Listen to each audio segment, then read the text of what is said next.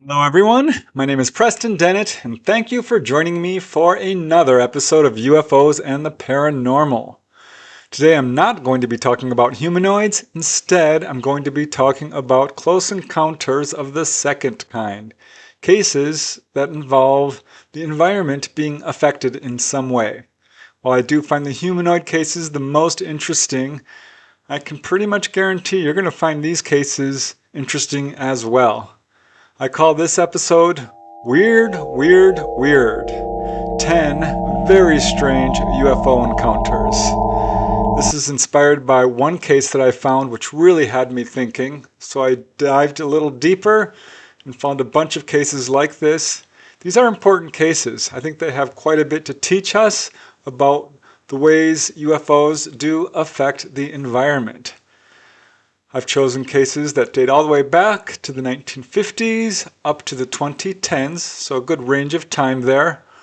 I also like choosing cases from across the planet, so I've got two from Canada, two from the UK, one from Togo, Africa, and five from the United States, including Bradenton, Florida, Brockton, Massachusetts, Newfields, New Hampshire, Canton, Ohio, and finally Madison, Ohio. So yeah, these are some pretty bizarre cases. What I like about them is they do have a lot of evidence. So we've got cases involving photographs of UFOs, landing traces, physiological reactions, some pretty darn severe ones in fact, but all kinds of evidence, including a couple of cases with actual ET artifacts that were subjected to scientific analysis. So this is somewhat rare and definitely super fascinating. And I guarantee you this is going to be a long episode, so let's just get started. The first case is really brief. This is the one that really inspired me to do this episode, because this case is beyond strange. I call this one May Cause Uncontrollable Movements. So really brief case, not a whole lot of information about it. It occurred on November 10, 1957 in Madison, Ohio. And well, you can make up your own minds about it. I don't have a whole lot of information about this case. It's quite brief. It occurred on November 10, 1957, when a man from Madison, Ohio, was observing an object he said was acorn-shaped and hovering at very low level. He watched it for a good 20 or 30 minutes, and during his observation, he says he experienced uncontrollable movement of his hand, which would fly up of its own accord in front of his face. After the craft left, he suffered from eye irritation for 2 weeks after this event. So this is what got me thinking about strange effects that people have from UFOs. I may have more to say about this case later because I just found another one in the same area on the same night. I do wish I had more information about that case. Unfortunately, I don't. But what a strange physiological effect that is. I don't think I've ever heard anything quite like that. But the cases in this episode, they're definitely weird, weird, weird. I don't know what else to tell you, because this next case definitely qualifies for that description. A shout out to Ginger Norseman. I promised you that there was another case from Bedfordshire, England, and this is it. I call this one the UFO Zone of Silence. This is a case which took place sometime in the summer of 1965, thereabouts, in Bedfordshire, England, at an RAF base called Chicksands. And this is a really good example of what researchers call the Oz effect. But I don't know that I've ever heard a case quite like this one. This very interesting case involves multiple witnesses and a very strange effect on the environment. The main witness, I'll call her Susan, that's a pseudonym, she wants to be anonymous. At the time of the incident, she was a teenager living at the Chicksands RAF Satellite Communications Base, located in Bedfordshire, England. This is where her father and her brother were employed. One summer afternoon, she and her friend were playing badminton on the base, just talking and laughing, when suddenly they couldn't hear each other or themselves. And although they were still shouting and laughing, the entire environment around them was enveloped in complete silence. So this was very mysterious, and looking up, this is when they saw a large, round, dark object about 60 to 80 feet in diameter hovering overhead just above some nearby large oak trees. So Susan's friend ran inside to get her father, and once inside, Susan's father was able to hear her, but coming back outside to see what the fuss was all about, he also experienced this strange zone of silence surrounding the UFO. He went back inside to alert the command base, at which point this object started to move away, and as it did, Susan and the others could now hear that the base siren was going off, and in fact the entire base did go on lockdown according to Susan. She later learned on that same day 7 other bases around the world also experienced a sighting. So Susan asked her father about the incidents, and all he would tell her was that this object was not our own, meaning extraterrestrial, and she was told not to talk about it. There are more fascinating details to this case. Years later, still bothered by the strange incident, Susan finally decided to call the National UFO Reporting Center, NUFORC. And now I'd like to play an audio tape of the witness's interview that she did with Bob Gribble, so you can hear her fascinating story in her own words. It's about 8 minutes long. Recent incident, but it occurred some years ago in England on a military base.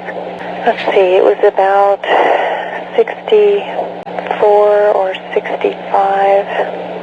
1964, 65, at RAF Chicksands in Bedfordshire, England. I was a military dependent, and the base is a satellite communications base. It was in the afternoon, in the daylight, and a friend of mine and I were playing badminton in the backyard on the base, and we were shouting and laughing and carrying on, and then we realized that we couldn't hear each other.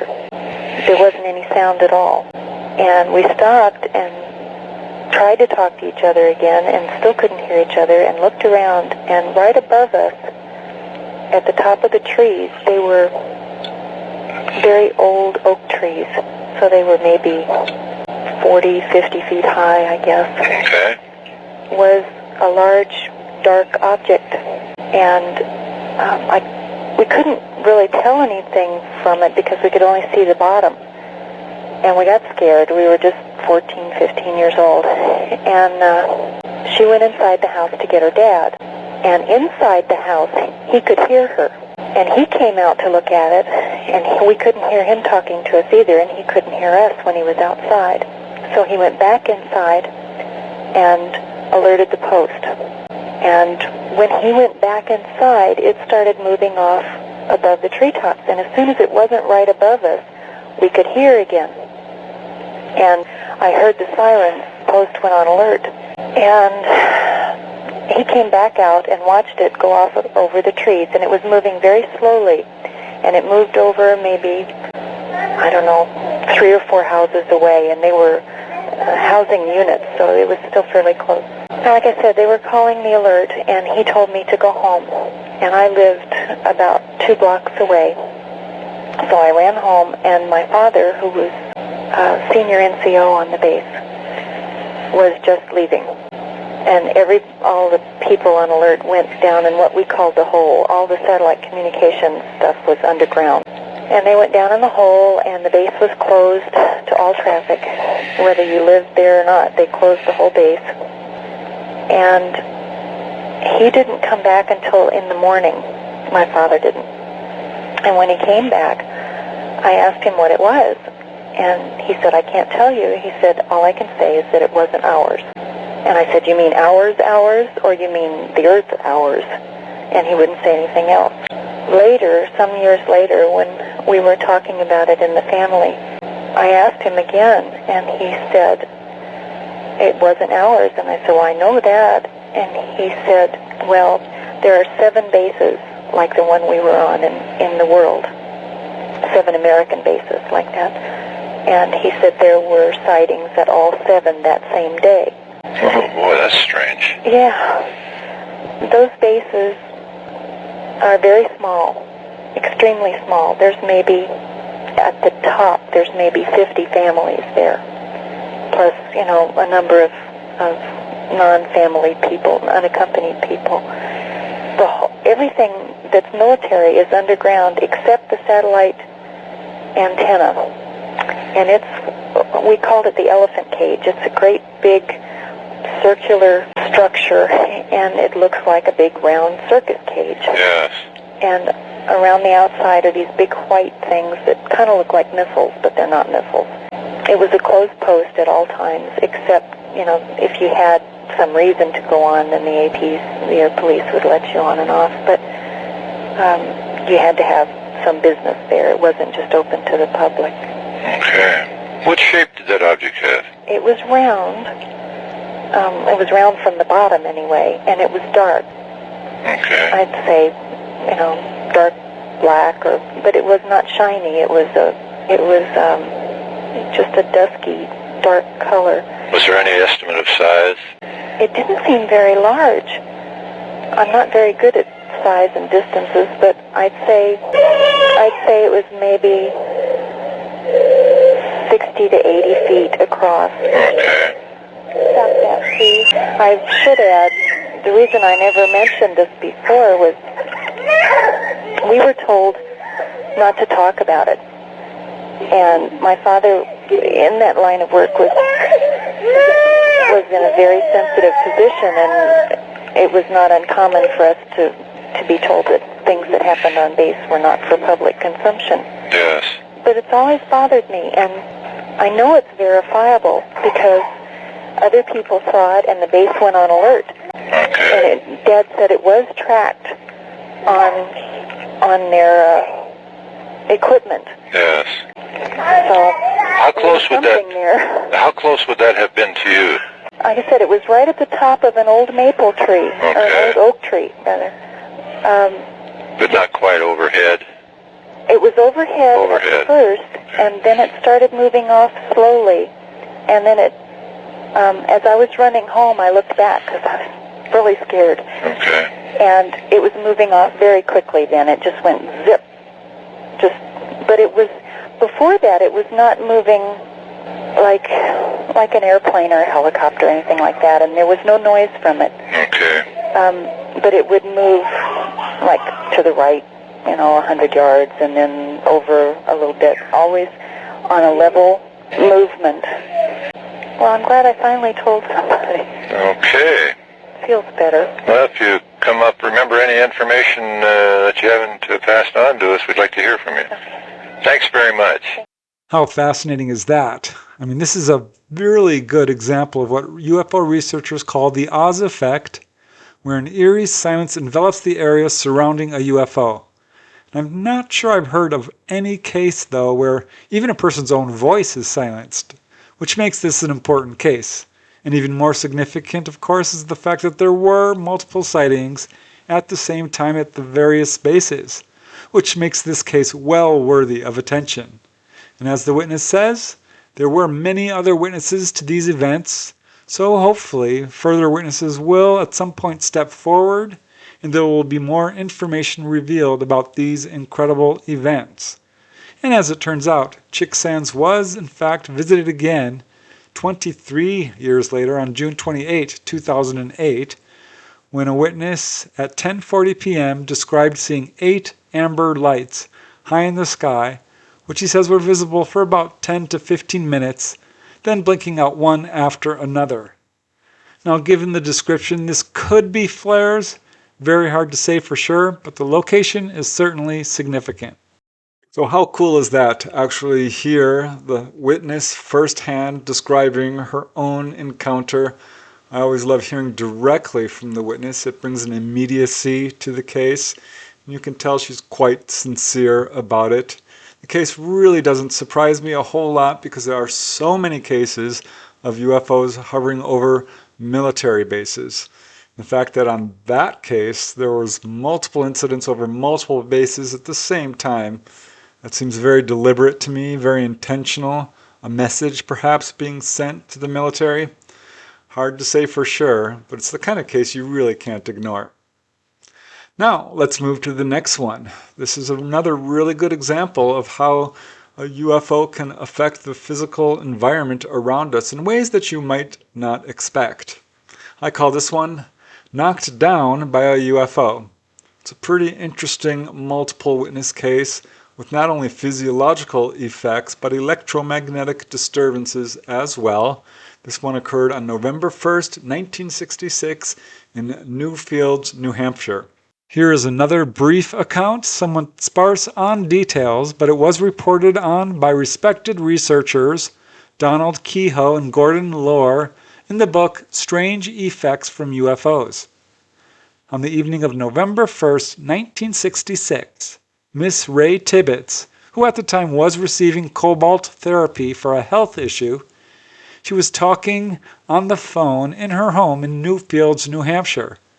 And this is when her son Dale came running inside to say that there was a strange light hovering in the sky just outside their home. Mrs. Tibbetts' foster daughter, Anita Purrington, also joined Dale, and both children became very excited by the appearance of this strange glowing object. So this encouraged Miss Tibbetts to run to the window. At this point, all the lights in the house began to blink on and off. She immediately went into Dale's room and looked out the window, and this is when she saw the object herself. She said it was huge, hovering at very low elevation.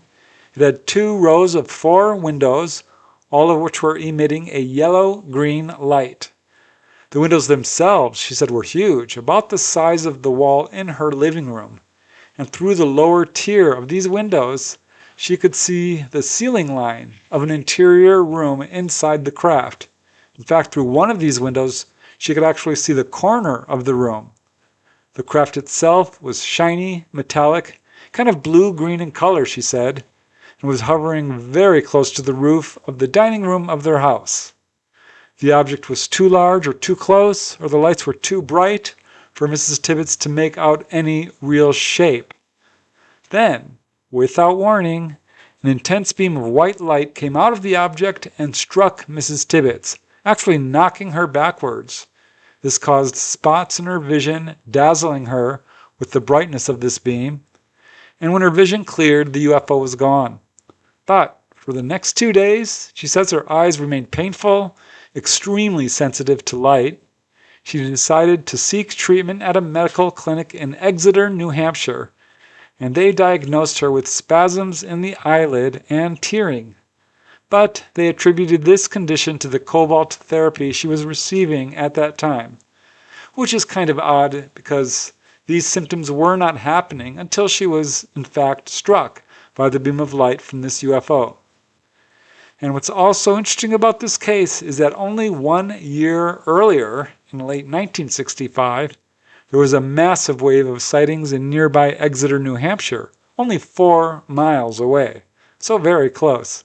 In fact, that wave was so intense, it inspired a full-length book by John G. Fuller called Incident at Exeter. It's an excellent book. I highly recommend it. You know, when I cover these cases, I always get the feeling that there's a lot more to each of these, that if you were able to dive deep enough and speak to these witnesses firsthand, you could uncover a lot more information. I've said it before, but a close encounter like that is rarely a one-off. Wouldn't surprise me one bit if these witnesses, or some of them, had additional encounters. I don't know. I wasn't able to talk to them firsthand, but I found that to be a particularly fascinating case, because it's one thing to be struck by a UFO beam, another to have it knock you down and leave eye irritation and so forth. So, now let's move to the next case.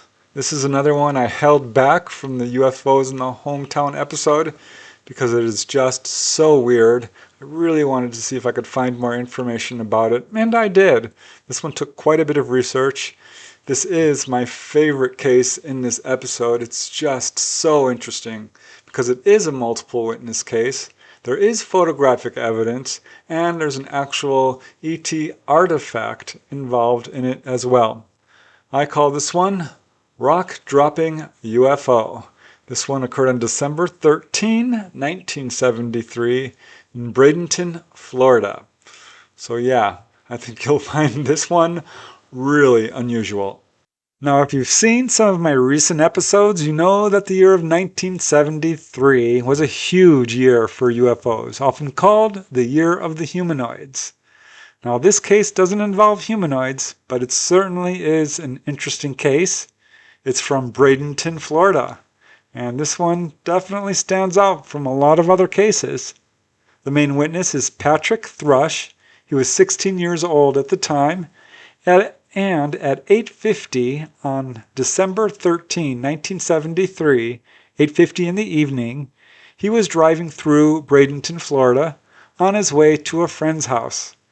He was heading north on 27th Street East and had just about reached the intersection of Manatee Avenue bordering the Braden River. You can see it here. And this is when he looked to his right and saw what he first thought was a plane going down in the river. So he immediately headed down Manatee, just a short distance to the river, pulled off the road, down an embankment onto the side of the river, and shone his headlights in that direction. And in his headlights he saw something amazing. Of course, it wasn't a plane crashing. Instead, it was a strange silvery craft hovering, he says, about 20 feet above the surface of the water and about 35 feet from the shoreline. The craft was, he estimates, about 25 to 35 feet in diameter and about 10 or 11 feet thick.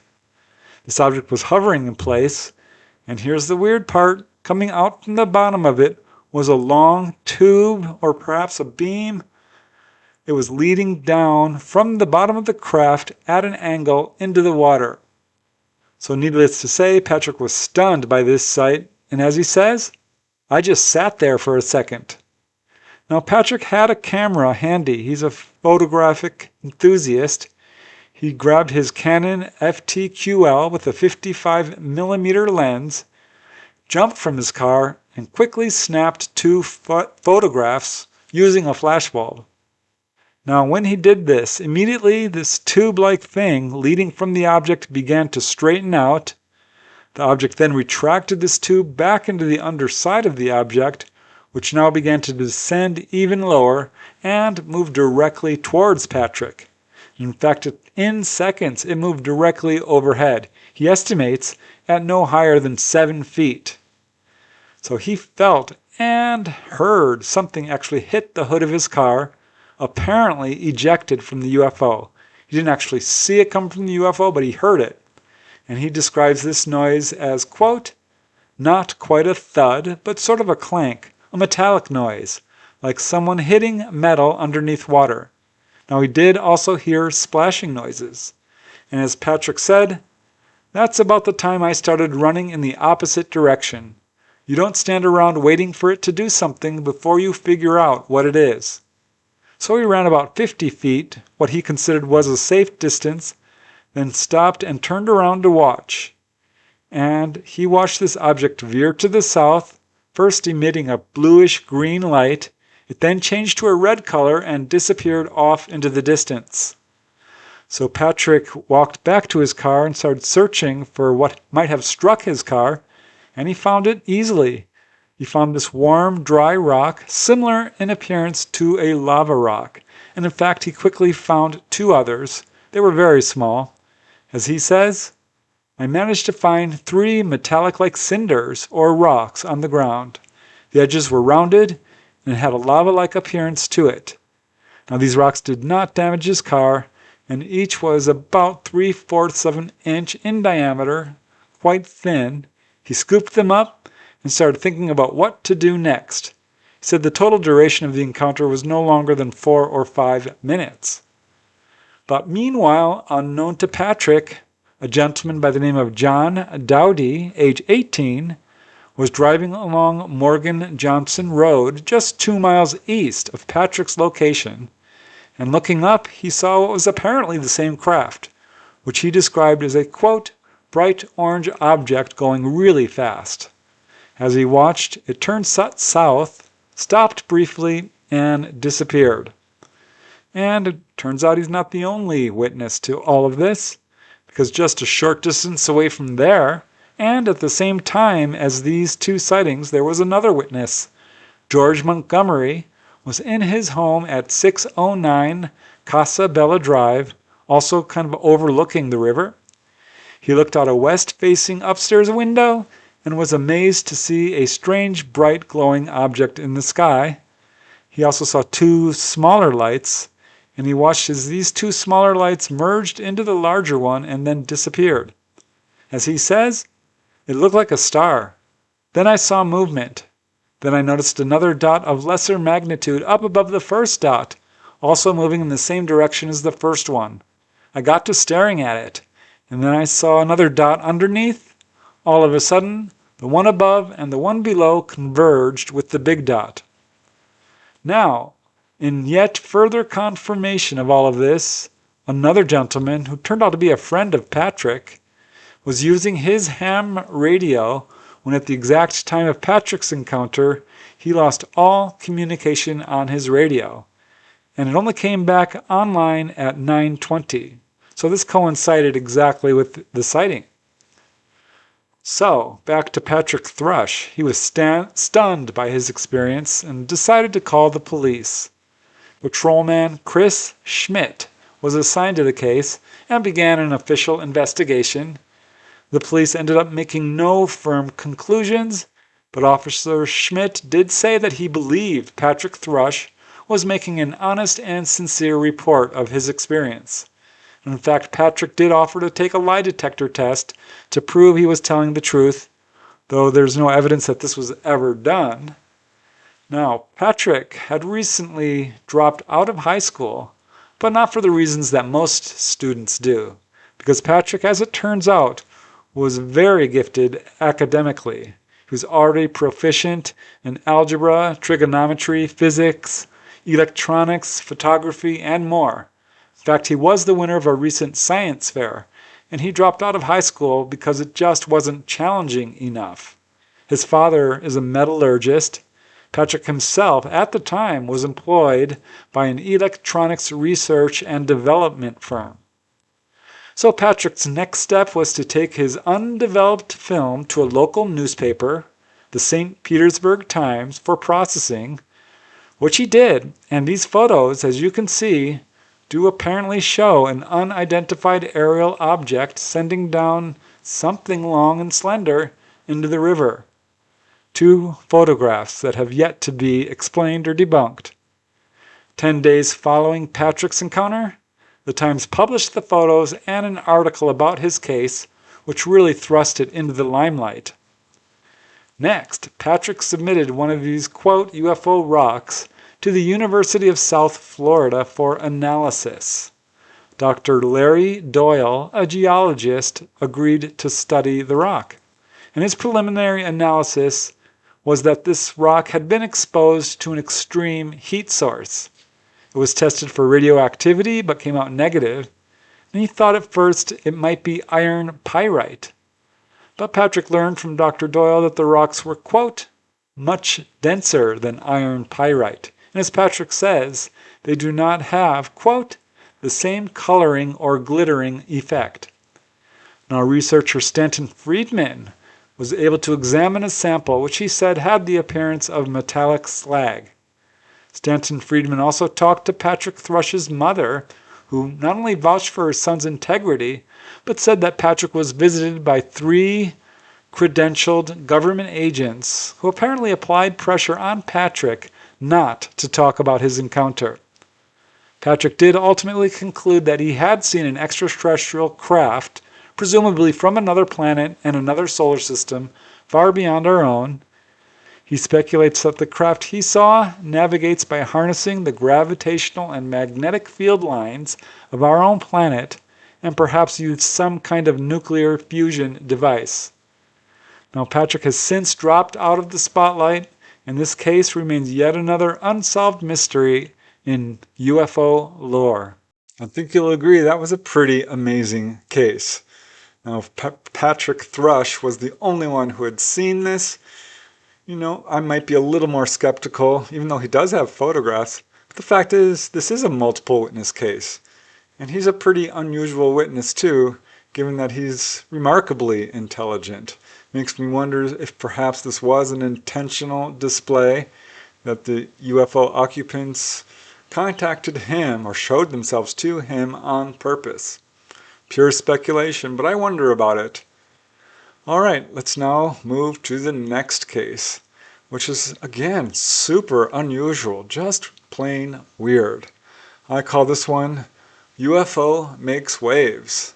It actually did more than that. It kind of parted the sea in this weirdly biblical way. As you'll see, this one occurred on March 29, 1974 in Togo. This is a country in Africa. And this is a really super interesting case of what I guess you would technically describe as a USO, because it affected the ocean in a very unusual way, and also the witnesses as well.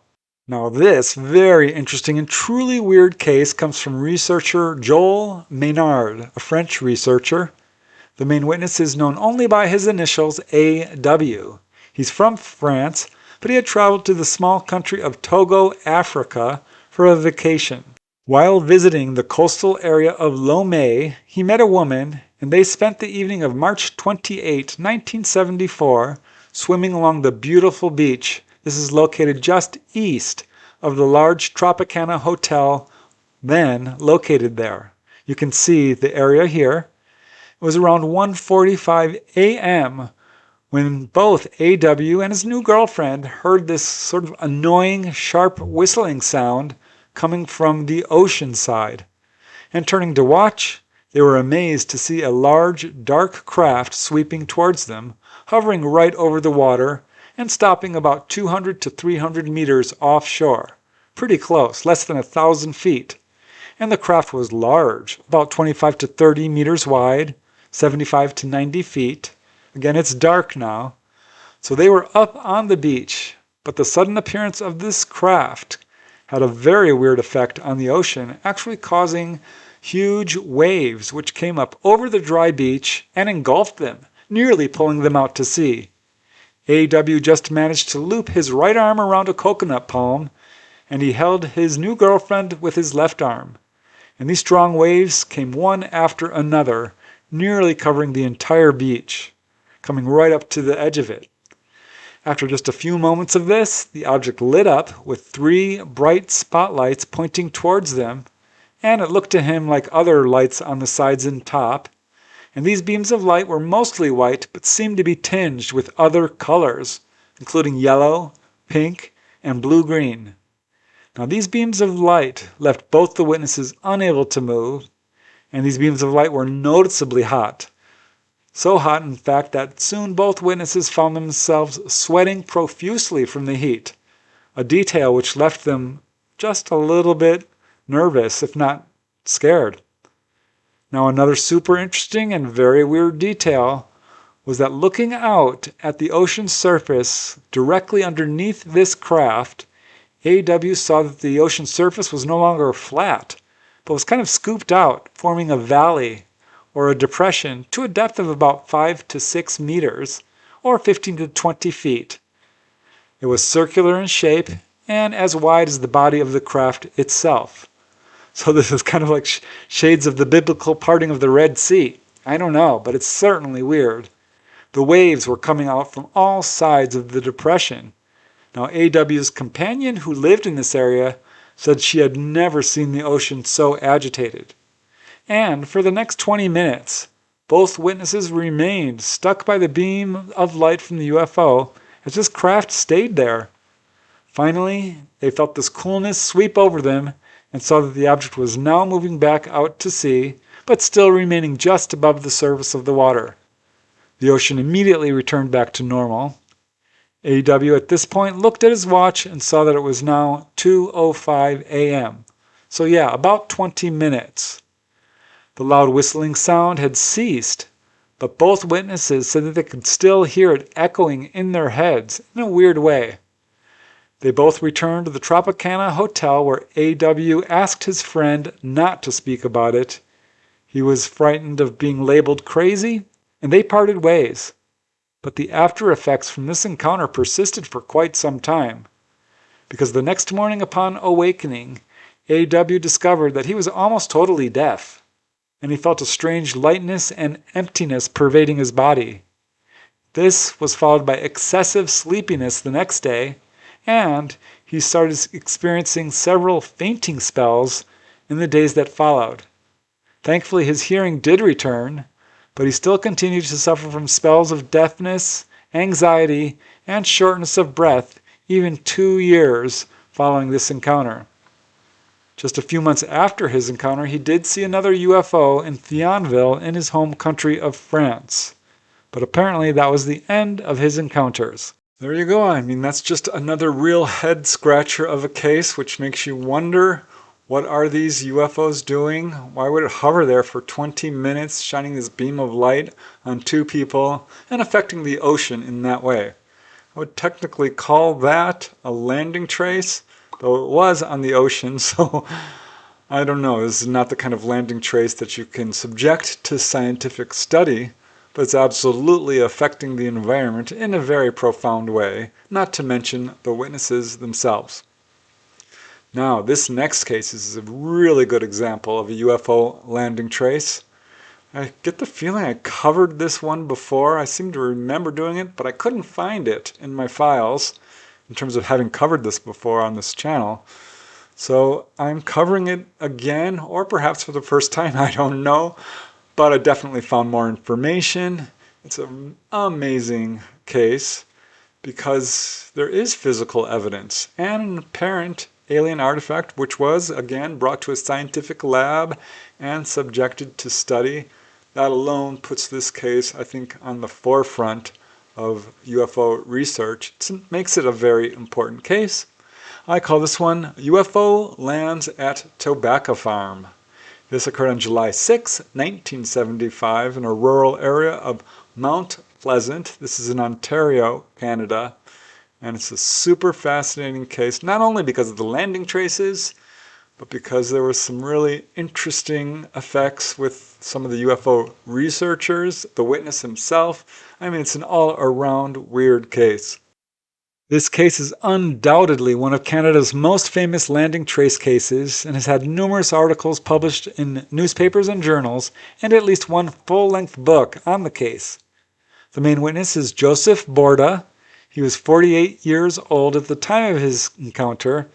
His mother owned a tobacco farm on Birch Road in Mount Pleasant, Ontario, Canada. On the afternoon of July 6, 1975, he was walking the tobacco fields. He was near his farm when he noticed this shiny, domed, metallic object just sitting in the fields about 2,400 feet away from the farmhouse. And he immediately thought to himself, "It's a flying saucer. That is a flying saucer." But, oddly, as if placed in his head by an outside force, he said, another thought immediately came, which is, no, it's just a tanker truck, a shiny tanker. That's all it is.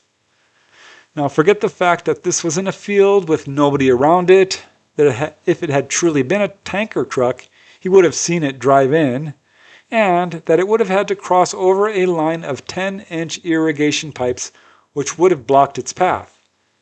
But he didn't really think of this. He just gave it a few more studious glances, and then strangely, he just ignored it, and he actually completely forgot about it. As Joseph says, "I could see a shiny dome thing sitting there. I didn't realize what it was. I thought it might have been a shiny truck or a tank doing some spraying. It never dawned on me to come out. I couldn't even judge how tall it was. All I could see was kind of a dome. It was quite a size. I thought, gee, that might be a UFO. Then I thought, the hell with it." So strangely, after just dismissing this object, which he thought was strange, he completely forgot about it, which is another strange detail. It was 2 days later at 11 a.m. He was feeling weirdly off, he said. He decided to quit working for the day. This is not something he normally did. He went home. This really surprised his wife. This was not like him. But after having lunch, he did return to work. And he walked out into the fields, and this is when he came upon a 30 to 40 foot wide roughly circular area of crushed and burned tobacco plants. This was exactly in the area where he had seen this alleged flying saucer 2 days earlier. There were no footprints, no tire tracks, which completely debunks his earlier thought that this might be a tank truck. And he stared at it in wonder, trying to figure out if somebody might have vandalized his field or were playing some kind of prank on him. And this is when he suddenly and spontaneously remembered this object he had seen 2 days earlier sitting in this exact area. So he examined the circle carefully and did find 2 spots of a reddish-purple substance. He bent down and actually touched them, and he found them to be kind of oily in texture, spongy and slippery. They were about as big as a fist and seemed to penetrate deep into the soil. As Joseph says, it looked like a type of oil, but it couldn't be. I'm the only one who's been out here with a machine, and I didn't drive over that spot. Even if I did, the cultivator behind me would have turned this spot over. So realizing how unusual this all was, he called his brother Charles, who's an attorney. Charles arrived at the scene, examined the area, and it was he who suggested calling the local Brantford police, which Joe did. Now, Joseph's brother Charles did collect samples of this oily-like substance, which were in fact sent to the Forensic Science Center in Toronto for scientific analysis. Now, per Douglas Lucas, the director of the center, the study revealed that this substance was in fact not oil. They tested it for radioactivity. That came out negative. A study of the tobacco plants did show a reddish-brown streak within the circle. The plants themselves, again, were not only flattened, but were dried and burned. Researcher Leonard Kornacki visited the spot, and he got a sample of these tobacco plants for analysis, which revealed that it contained, apparently, sand and what they described as an oily, silicon-based substance of unknown composition. So apparently that was never resolved, what this substance was. The strange events continued when 3 days later, 3 alleged UFO researchers, 1 from Canada and 2 from the US, arrived, asked and were granted by Joe permission to examine the landing traces. Joe took them there when one of them remarked on this strange radio noise, asked who was playing a radio. None of them were. They didn't even have a radio. So they all listened and heard nothing at first, but then suddenly all 3 of them heard a strange female voice. It was speaking in an unrecognizable language, in a low tone, and this persisted for about 3 minutes. It seemed to be coming from very nearby them, but there was nobody there. And as Joe says, I'll never forget it as long as I live. He said that this voice was, quote, not of this world. There was a weird, flawless kind of flowingness to the voice, he said, almost like someone was doing a data reading, and it had this sort of, quote, out of this world quality. And that left Joe quite frightened. He said it almost felt like something was trying to take over his mind and telling him to return to his house. So he told the men, I'm not staying here anymore, and he quickly left the area, along with the Canadian researcher. The 2 Americans stayed behind, but only very briefly. They quickly came running after Joe, looking quite frightened, and said that they saw something moving in the branches, located about 150 feet away. So for some reason, all 4 men were very much shook up by this, and this case continued to draw attention. A further investigation revealed that the neighboring farmer had not seen anything unusual, but as Joseph says, they can call me a nut if they want, but until somebody can come up with a better explanation for all this burnt and flattened tobacco, until somebody gives me a better explanation, I don't know what to say. So far, anybody who's been out there can't deny it was a UFO. I know people are going to think I'm a nut, but I don't care. In 35 years of growing tobacco here, I have never seen anything like it. Now, there are some people who tried to explain this away as a lightning strike, which is a little absurd because it certainly does not explain what Joseph saw sitting in his field. But one thing that really bothered him about all this was his strange dismissal of the craft, despite how weird it obviously was. As Joe says, people asked me why I didn't go out there. I can't tell you why I didn't. Something prompted me not to. Somehow, it didn't interest me for a reason. There's another strange detail. Before Joseph had even reported the event to the police, he saw a black limousine with Arizona plates drive up on his property, straight up the road that was closest to these landing traces, and these men came out and they went straight to this spot, as if they already knew where these landing traces were. That's odd. So it's an amazing case. It was never debunked or proven to be a hoax. In fact, researcher and author Bob Mitchell wrote a full-length book about the case called Incident at Pleasant Ridge, a Canadian UFO mystery, and he went on the whole lecture circuit talking about it. It's a truly amazing case. Hard to deny a case like that one. I mean, you can see the photographs of the UFO landing traces. The witnesses themselves came forward, allowed their real names to be used. To me, one of the most fascinating aspects of this case is that the witness sees this UFO real close up and then immediately sort of just dismisses it. And even that puzzled the witness himself because he felt almost as if there was an outside influence kind of coming at him saying, pay no attention to the man behind the curtain type of thing. This is not the droid you're looking for. I don't know, perhaps that's a natural psychological reaction, but I certainly do wonder about it. Let's move to the next case. This one is very well known in the country where it occurred. I call this one Transformed by a UFO. This occurred on October 1st, 1977 in Tordesillas, Spain. And yeah, a very well-known case. This one has some quite alarming physiological effects, but also some what I would call mental effects, I guess, or spiritual effects. It's certainly an interesting case of a very close encounter involving two children primarily, though there were other witnesses. And one of these children was affected so profoundly by his encounter that it would change the course of his life forever. This very weird case was researched by Iker Jimenez and appeared in his Spanish language book, Enigmas sin resolver, Unsolved Mysteries. It's a very well-known case in Spain, but outside of the US, I don't think it's very well known at all. Certainly qualifies as weird. The case involves mainly two young boys. The primary witness is 7-year-old Martin Rodriguez and his friend Fernando Carabelos. It was early in the evening of October 1st, 1977, and Martin and Fernando and several other boys were playing hide and seek. This is in the streets near their homes in the outskirts of Tordesillas. This is in Valladolid, Spain. So they had found this deserted structure near the N122 motorway. This is sort of an abandoned barn.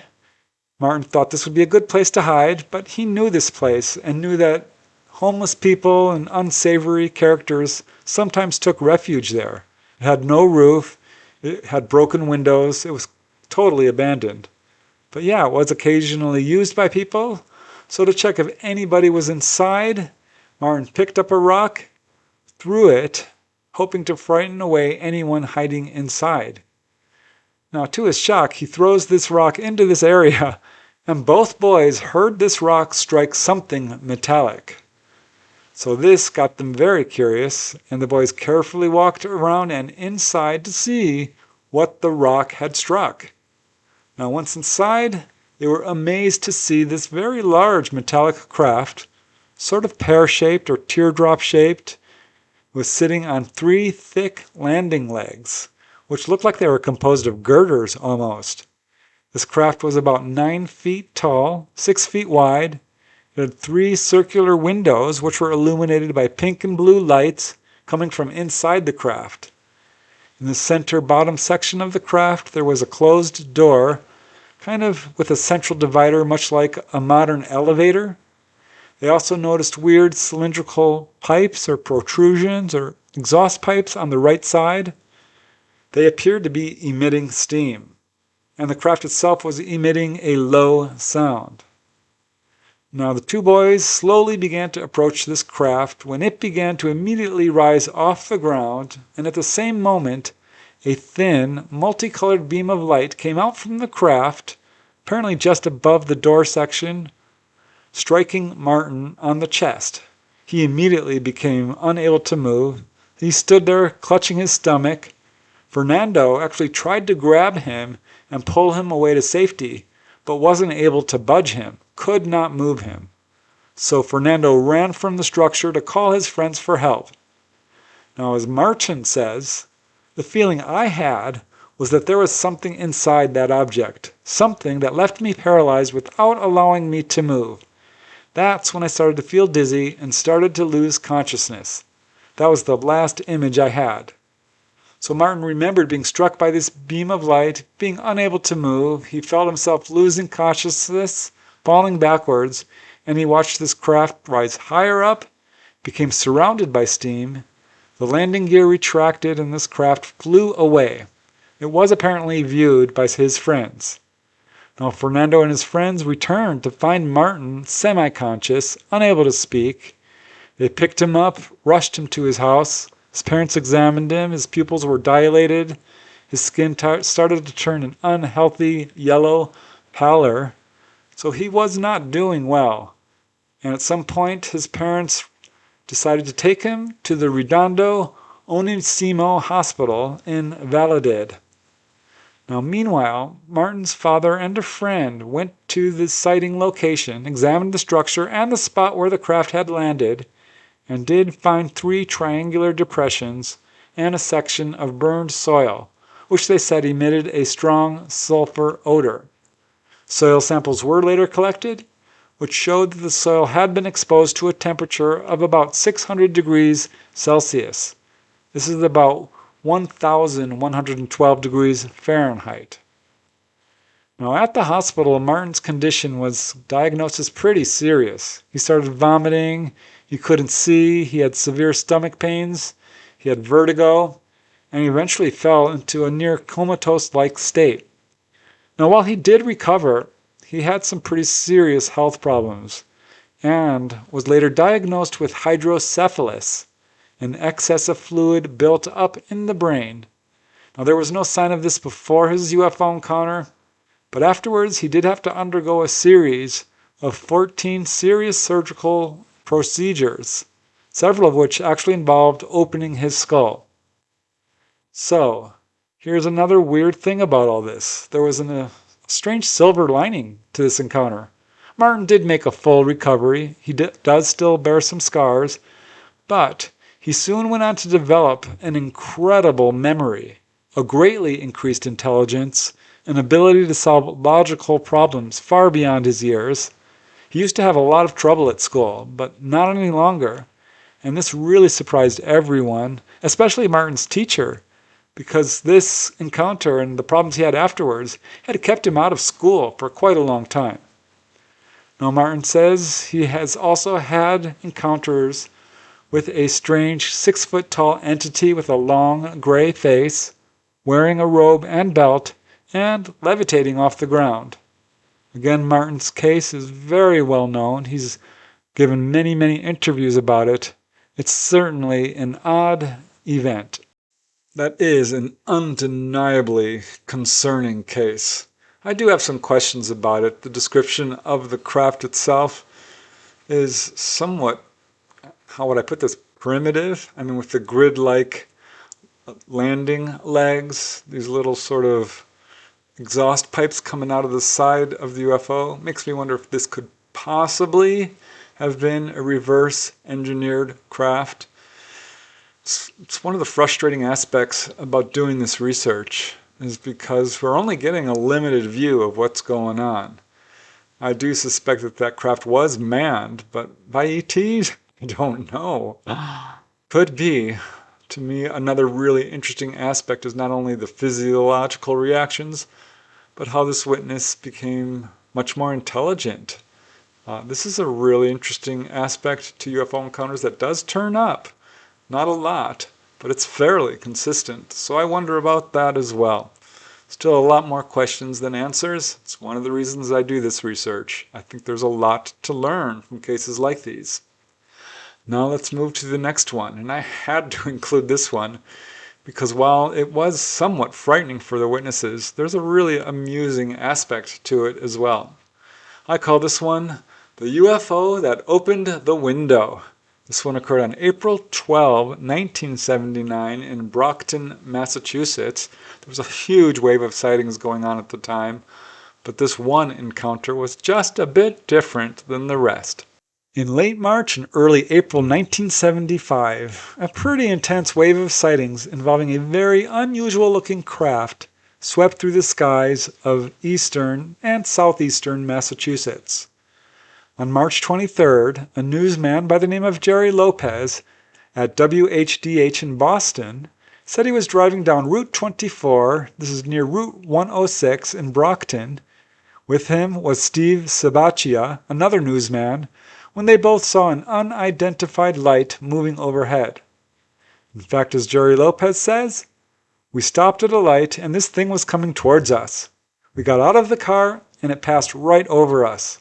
It was a perfectly clear night, and that's how we were able to get a good look at it." It was 3 days later, on March 26, Steve Sabaccia saw it again, this time over the Massachusetts Turnpike in Newton. 5 days later, Jerry Lopez was at the home of Vin Maloney in Braintree, all these locations are right near each other, when he saw it again himself.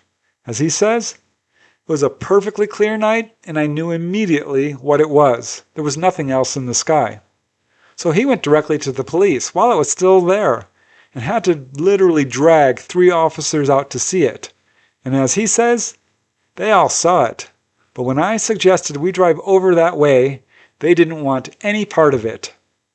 Now it turned out that the police in nearby Randolph had been receiving numerous calls over the past 2 days or so about UFO sightings.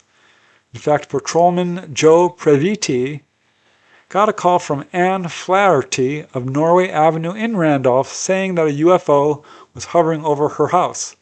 So he went there, and as he says, "She showed me a light in the sky, but I don't know. It looked like a light, but I really don't know what it was. There wasn't a star in the sky. I saw a light. I gave her the number to report it, and she was happy. Then I got into my squad car and looked straight ahead." So apparently he didn't want any part of it. Still, the strange sightings continued, and they seemed to come closer and closer. For example, on April 2nd, just a few days later, a resident of Melrose said he saw a UFO which actually shot down a beam of light right on him, causing temporary paralysis, he said. On April 5th, a man from Brookline said he saw a large red light with yellow lights encircling it. So a lot of sightings were going on at this time, and events came to a very strange climax on April 12, 1979. Early on that evening, a husband and wife and their 2 young kids were driving back to their home in Randolph after visiting the grocery store. And this is when they all saw an oddly shaped object covered with lights at a very low altitude in the sky. They said its shape was hard to make out as there were so many lights. They said it kind of looked like a pork chop or the top of a baby grand piano. The lights were all white. They said they saw a large red one on top. They also saw a large spotlight beaming straight down. This object was very low, just above the telephone poles. All the witnesses were excited by its very unusual appearance. But little did they know how strange events were about to become. Because after watching it for just a few moments, they lost sight of it. And as soon as it was out of view, all 4 windows of the family car went down by themselves and then back up again by themselves. Then they went down again halfway and back up again. At this point, the wife turned to her husband and told him, "Stop fooling around." He told her that he had both hands on the wheel and that it wasn't him doing it. So moments later, they stopped at a red light, and once again, the windows went back down again and up again.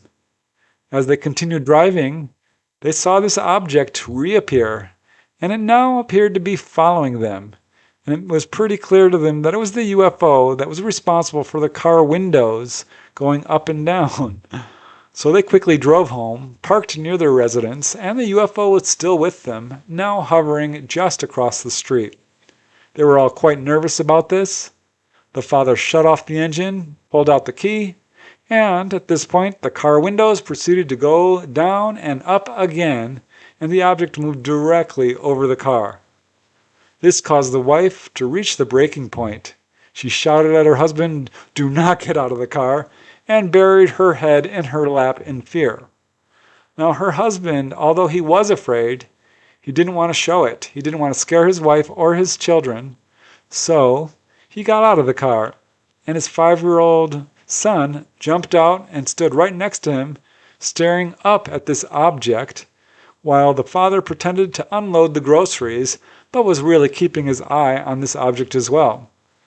So as they're both looking at it, this beam of light comes down from this object and strikes him directly on the head. It immediately shifts to his 5-year-old son. Neither of them felt any heat or any effect whatsoever from this beam of light. However, the father says that, quote, "When the beam hit me, I was scared stiff." Now the mother, she didn't even want to talk or think about this. As she says, "I try to forget about it." So after this beam hit the father and son, it immediately retracted, and the object moved on, floating down the street, then up and away, and this huge wave of sightings pretty much came to an end.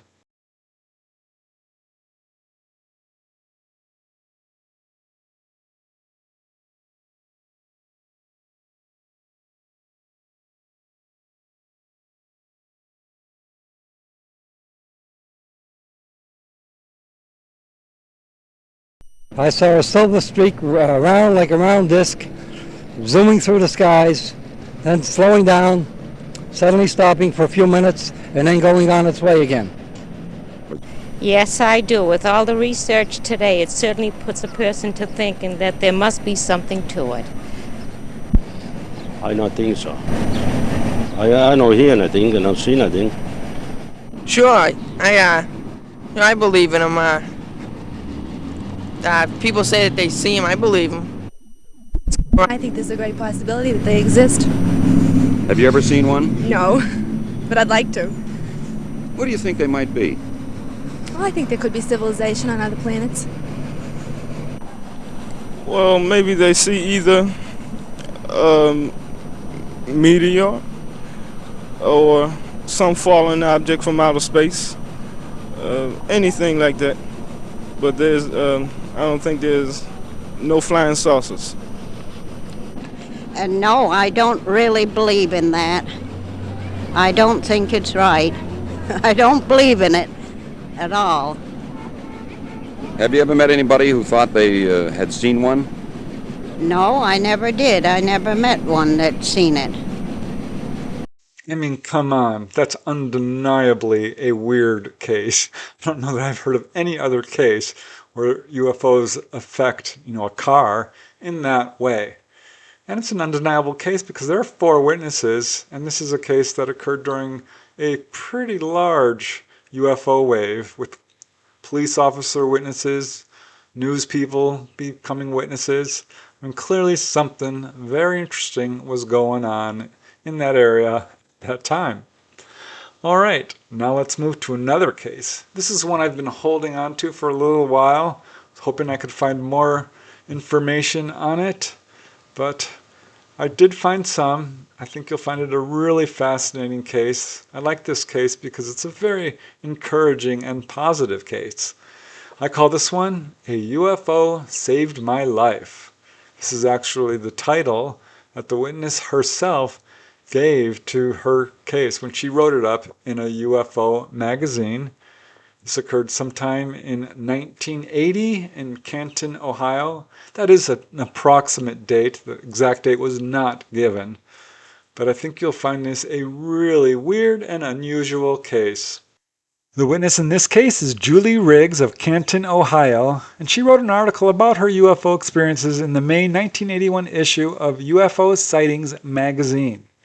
She says her first UFO sighting occurred when she was only 5 or 6 years old. Date is not given. At the time, she lived at an old farm in a rural area on the outskirts of Canton.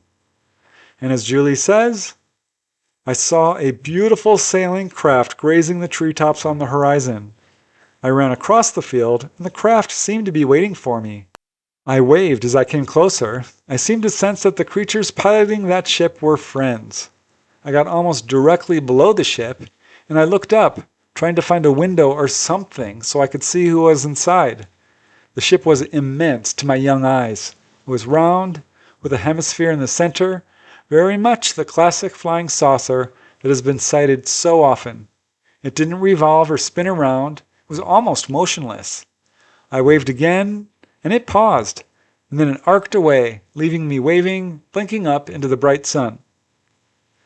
So at the time, Julie didn't realize how unusual her experience was until much later. But even then, seeing all the fear and skepticism surrounding the subject, she kept it mostly private. But at night, she says, she would sometimes lie awake and think about her sighting and wish for another encounter. She says sometimes she got a response, sort of this strange drumming or chatter in her head. And she also began to realize that she had a very acute awareness and strong intuitive abilities, which she linked to her sighting.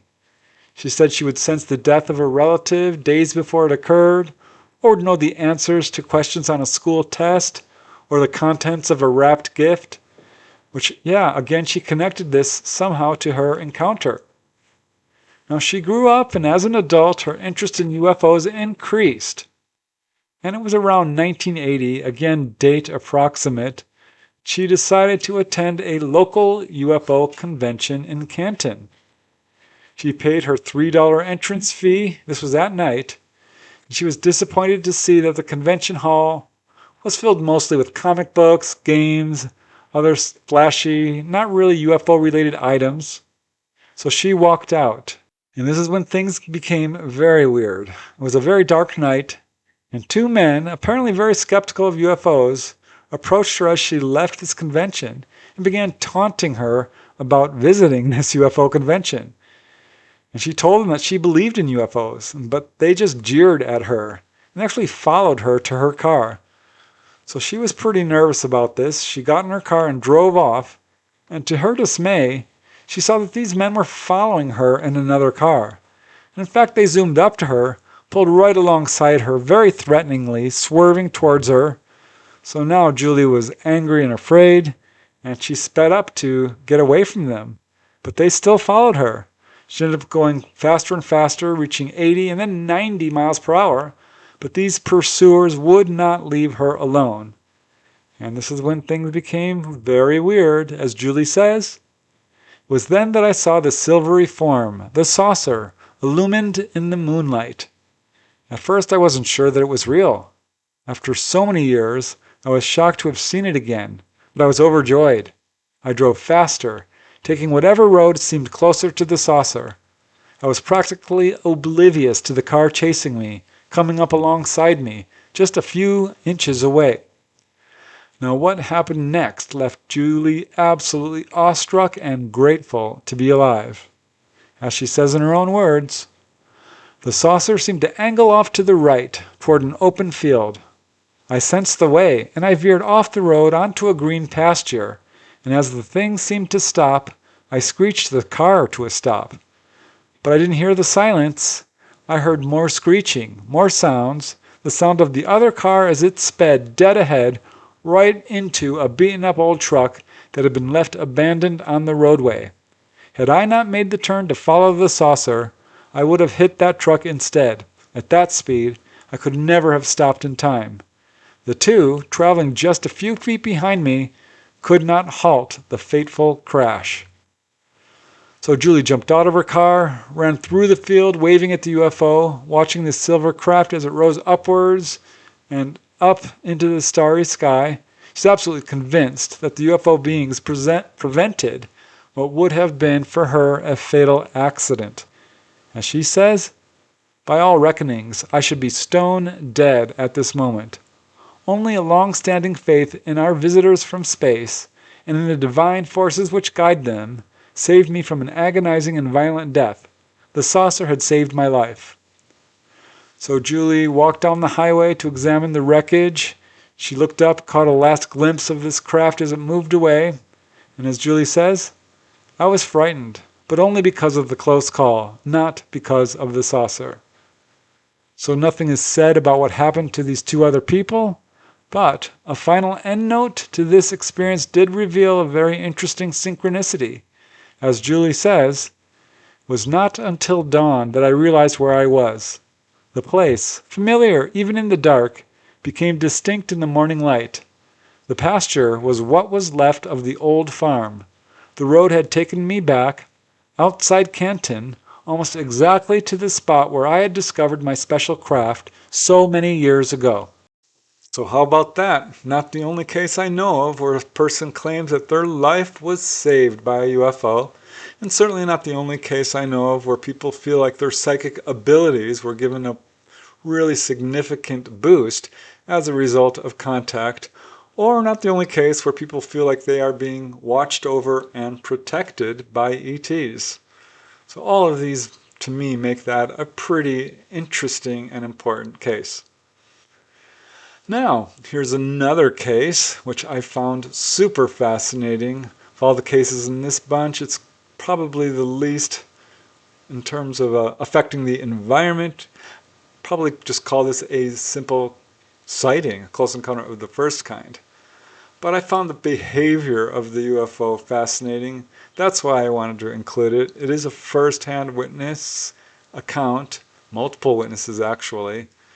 But I always love it when there's significant quotes from the witness themselves. And that's certainly true in this case, which I call a UFO beams 4 boys.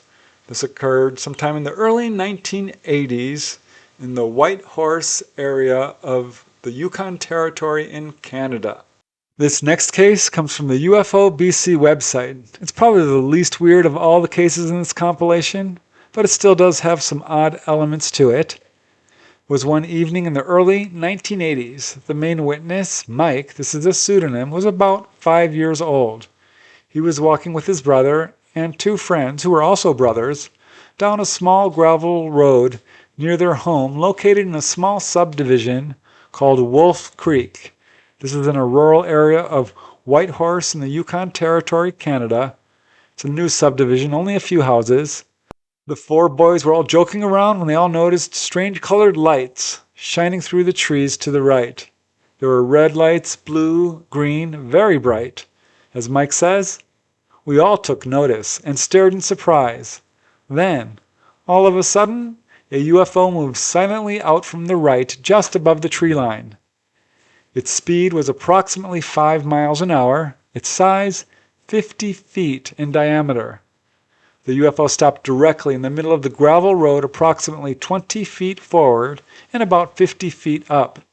There was no mistaking what it was, because it was right there. Now this object was totally silent. The only sound they could hear was the wind whispering through the trees. At this point, this object moved directly over their small group and stopped, so it clearly saw them. All 4 boys were absolutely amazed at what happened next. As Mike says, when it stopped, a blue beam shot out of the craft directly between the 4 of us. I was petrified with fear. My mind went into shock, so what happened next is vague, but I remember the beam shot back up into the craft.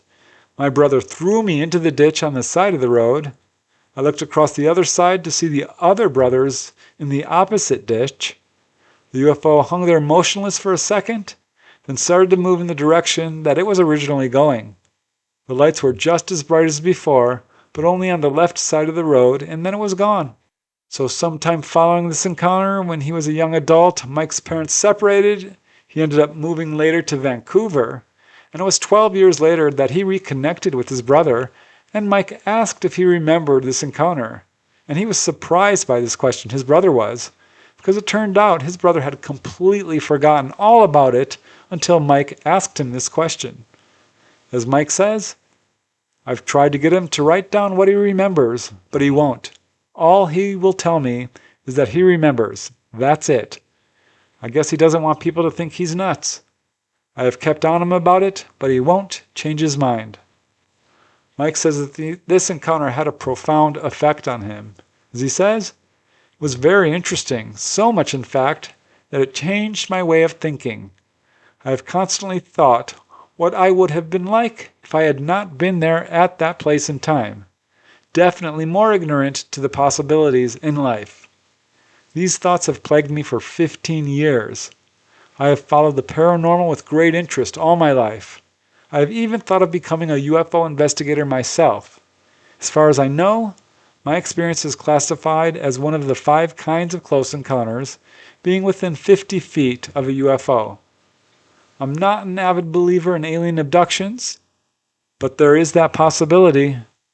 I was only 5 years old, but the memory has always been vivid in my mind except for certain aspects of the encounter, like when the beam came down, or if there were any windows on the craft. It's like opening a door you can't close.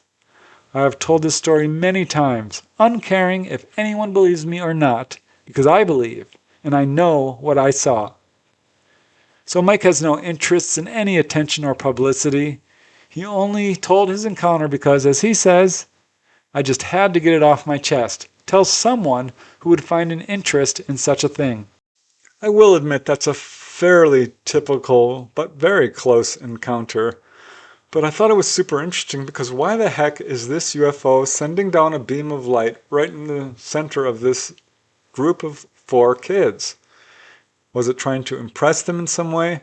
The witness does admit that it's possible there's more to it, and given the fact that there was some amnesia problems associated with this encounter with at least one of the witnesses, the brother, makes me wonder about it. Well, the other witness himself said that he's not entirely sure if he remembers all the details either.